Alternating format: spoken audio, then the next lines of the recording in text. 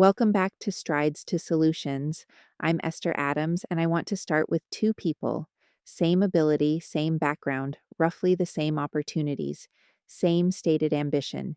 And 5 years later, one of them is somewhere entirely different from the other.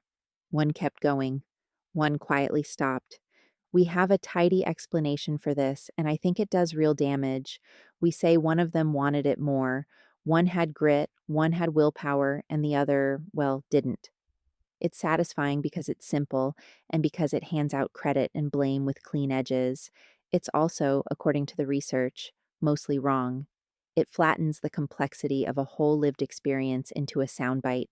Today, I want to take you somewhere stranger and more useful than the willpower story because the neuroscience of goal directed behavior has been quietly overturning it. The short version is that you do not carry around a tank of willpower.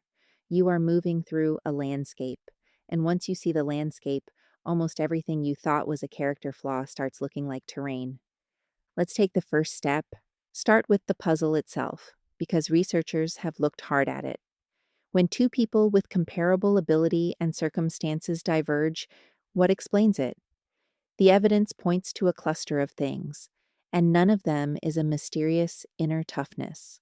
One person tends to find the goal more valuable and more feasible, even when the outside circumstances look identical.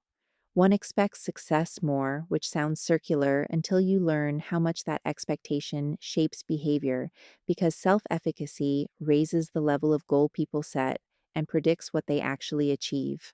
And one regulates themselves better, meaning they manage attention, effort, and emotion in service of the goal rather than being managed by them. There's also a quiet finding buried in there about why you're pursuing the goal at all. People who chase something for autonomous reasons because they truly want it make more progress and persevere longer than people chasing the same goal because they feel they have to. Same goal on paper, completely different engine underneath, and so many of us are grinding at things we chose out of pressure and then blaming our willpower when the grinding gets hard.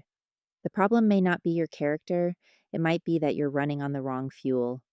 Now, here's where the old model starts to crack. We talk about willpower as if it's a single substance, a tank that drains over the day.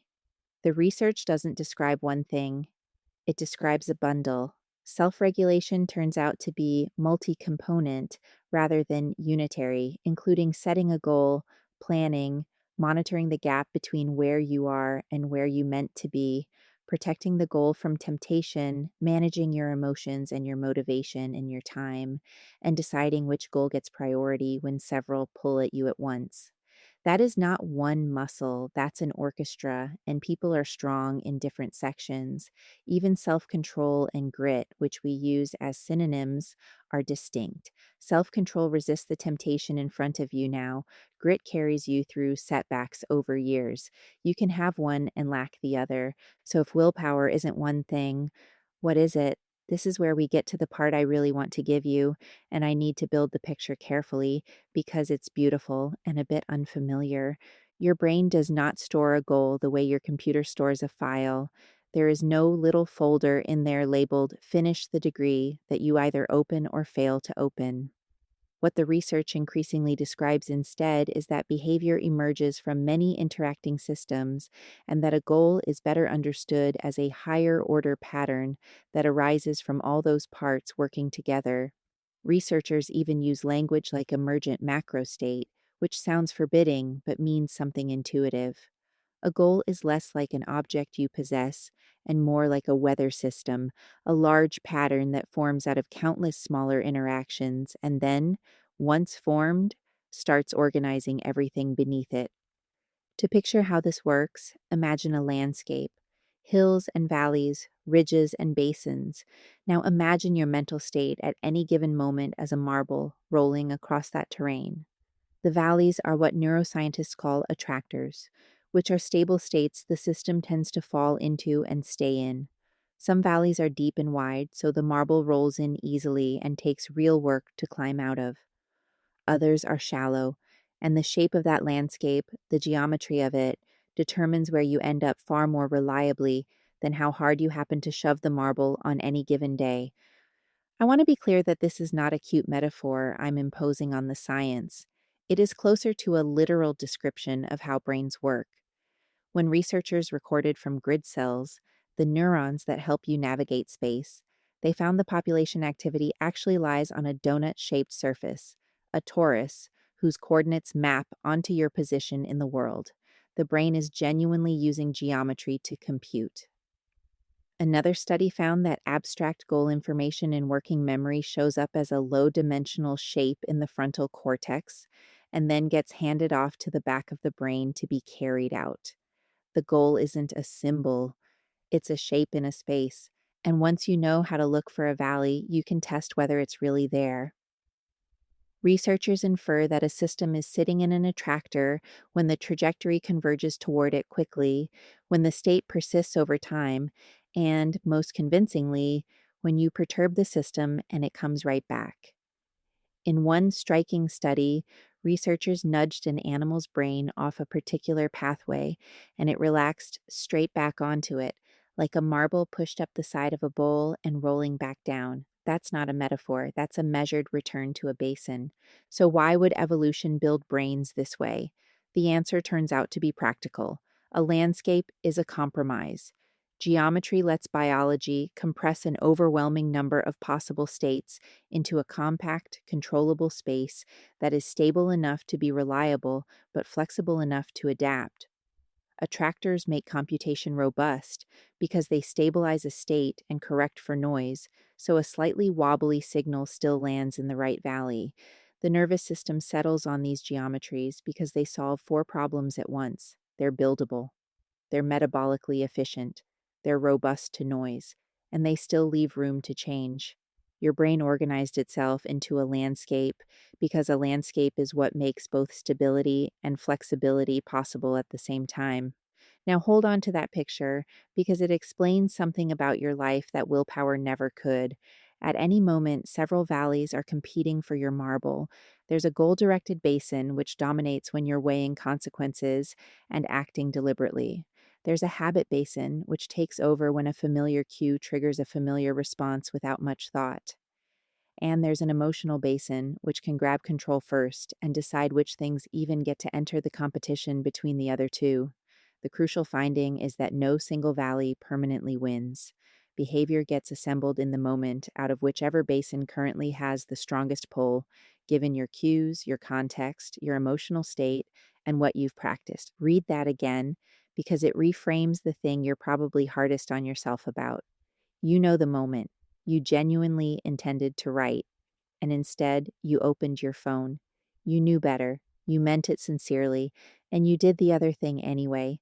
The willpower story says you failed, that your tank was empty, and your character came up short. The landscape story says something different and more accurate. In that moment, in that room, with that cue and that level of tiredness, the habit valley was simply deeper and closer than the goal valley, and the marble went where the terrain sent it. And the terrain is not fixed from moment to moment. Attention and arousal actually change the geometry, altering how fast and in which direction the trajectory moves across the landscape. Stress is the clearest example, and it lands hard. Chronic stress weakens the real world payoff of executive function, meaning that even when the capacity is there, stress makes it harder to actually deploy. Under load, the goal valley gets shallower and the habit valley keeps its depth. That's why you can be perfectly disciplined in an easy season and fall apart in a hard one, without having become a worse person in between. The load reshaped the ground under you. There's also a real trade off built into which valley wins, and it isn't that one is good and the other evil. Habit is fast and cheap and requires almost nothing from you. Goal directed control is flexible and smart, but it's slow and expensive. Your brain is constantly making a speed versus flexibility bargain, and habit often wins simply because it's cheaper, not because you're lazy. Half of what we call laziness is a nervous system economizing exactly as it was designed to. Now, the hopeful part, and this is the heart of the episode, landscapes are not permanent. They get reshaped. The clearest evidence comes from what practice does. When researchers track the geometry of neural representations as people get better at a task, they find the shapes change in a specific way. The representations become more stable, better aligned, and they compress away the redundant dimensions that used to clutter things up. Something that once required a wide, effortful scramble becomes a smooth, reliable groove. That is what skill is at the level of geometry. You are not gaining willpower. You are digging a valley where there used to be a flat plane, so the marble starts rolling there on its own. Repetition in a stable setting does something similar with context. A behavior that you keep returning to in the same place becomes a preferred state in that place. So the context itself starts pulling you toward it. This is why the writer who writes in the same chair at the same hour eventually finds the chair doing some of the work. They didn't get more disciplined.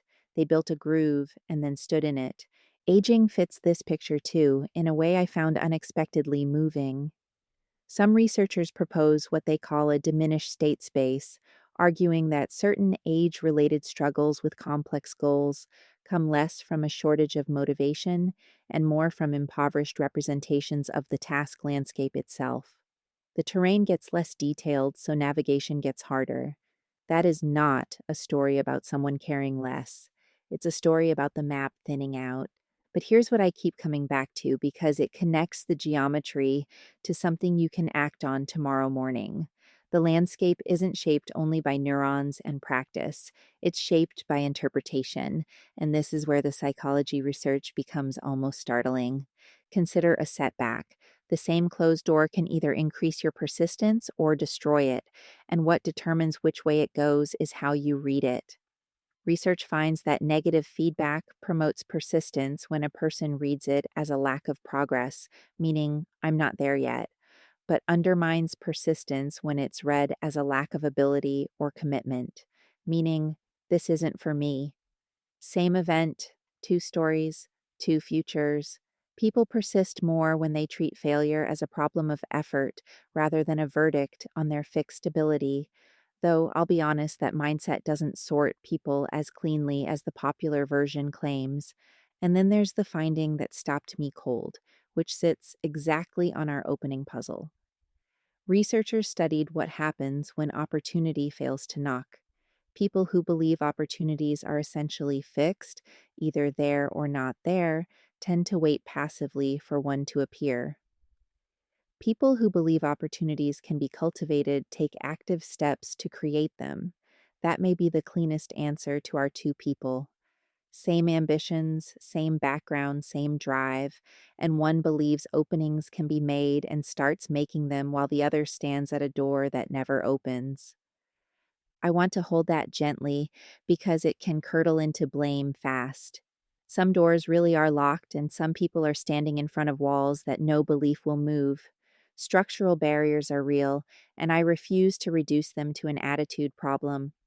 But within the range of what a person can actually influence, the belief about whether openings can be cultivated changes behavior, and behavior changes outcomes.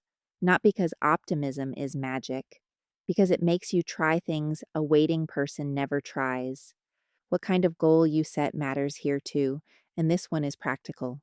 When people pursue mastery goals aimed at getting better at the thing, they persist most under challenge.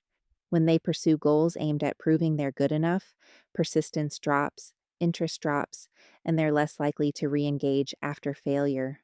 Think about why. If the real goal is to prove something about yourself, then every setback becomes evidence against you, and the intelligent move is to quit before more evidence arrives. If the goal is to improve, a setback is just data. Same person, same task, totally different relationship with difficulty. What we call fragile motivation is often just a goal that was secretly about self-worth. Which brings me to the last thing, and it runs against everything the motivational internet will tell you.